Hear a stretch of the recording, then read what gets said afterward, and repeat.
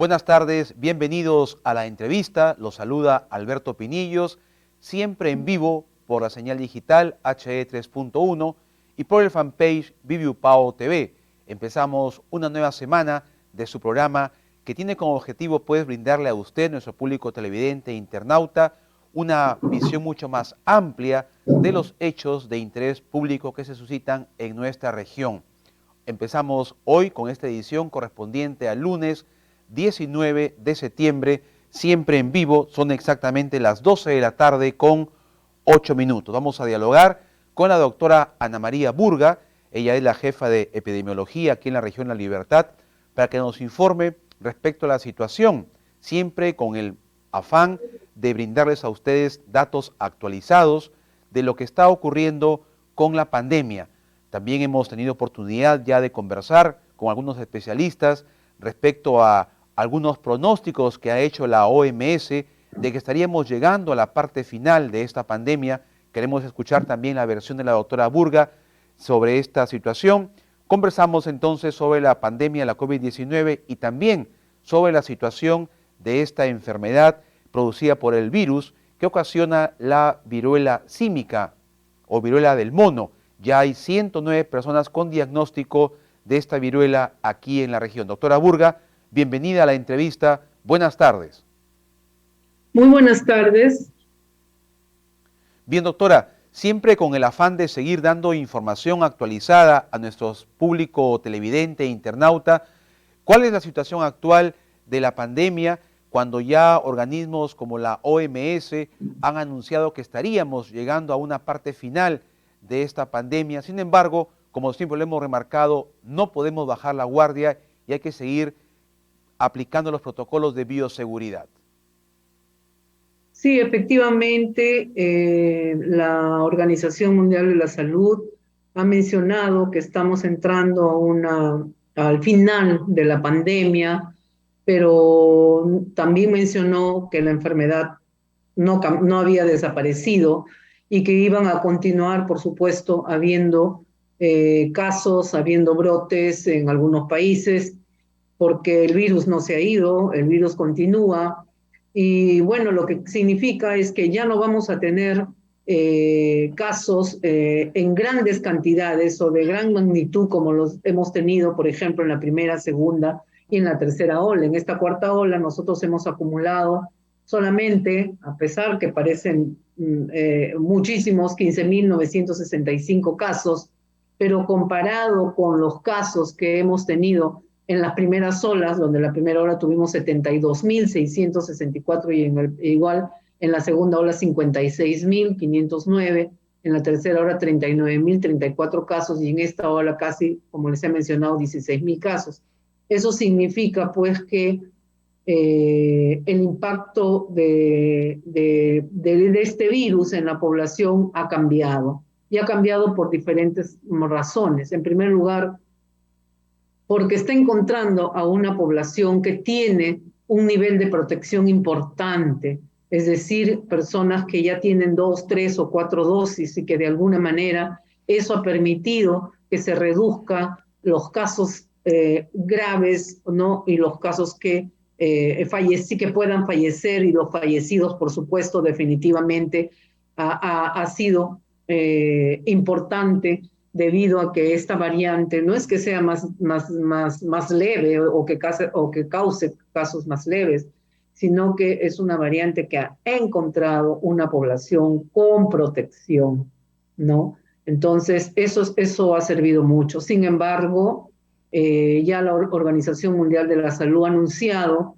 que la población nos vamos a tener que vacunar de manera periódica todos los años. Y justamente el día de ayer la FDA ha aprobado la nueva vacuna que ha sido modificada para que pueda de alguna manera responder mejor frente a la variante Omicron, que es la variante que está circulando casi en el 100% de casos en el mundo. A mí lo único que me preocupa es que si siguen habiendo muchos contagios, puede aparecer una nueva variante. Pero como les digo, hasta el momento se ha aprobado esta nueva vacuna que ha sido modificada para que pueda responder frente a los linajes que Omicron está presentando en estos últimos tiempos, o sea, desde prácticamente enero a la fecha. Hablamos, doctora Burga, de esta vacuna conocida como la vacuna bivalente. ¿A esa se refiere o es una nueva? No, es una vacuna bivalente, pero como le digo, ha sido modificada para esta nueva variante que está circulando en el mundo, que es la variante Omicron, ¿no? Es decir, está siendo modificada para que pueda responder justamente a esas mutaciones que le permiten a esta vacuna ingresar en la célula humana, ¿no? Para con lo que usted había dicho, muy importante que esta cuarta ola nos ha encontrado a la población más protegida, porque gran parte de ella hemos participado del proceso de inmunización. Sin embargo, todavía quedan algunas brechas por acortar. ¿Cómo va ese aspecto, doctora Burga, de la vacunación? ¿En cuántos porcentajes se ha ido complementando o mejorando acá en La Libertad? ¿Y cuánto faltaría para que las personas ya estén con sus esquemas completos de vacunación? Bueno, todavía tenemos mucha renuencia en el personal, en las personas que son mayores de 60 años, que es la población más vulnerable. Esa es la que realmente nos está preocupando muchísimo en estos momentos, porque todavía existe un buen porcentaje de la población que no se ha vacunado. Y para demostrarles todo esto, yo quiero mencionarles, por ejemplo, que analizando los casos y analizando las defunciones solamente ocurridas en este año 2022, donde ya la cuarta dosis para los mayores de 60 años estaba disponible en nuestra región La Libertad, miren ustedes, solamente tenemos nosotros un reporte de 4 fallecidos de personas que tenían 4 dosis de vacuna. Sin embargo, cuando tenían solamente 3 dosis, han fallecido 188 desde el 1 de enero de este año, 225 que tenían solamente 2 dosis y 231 que tenían una o ninguna dosis.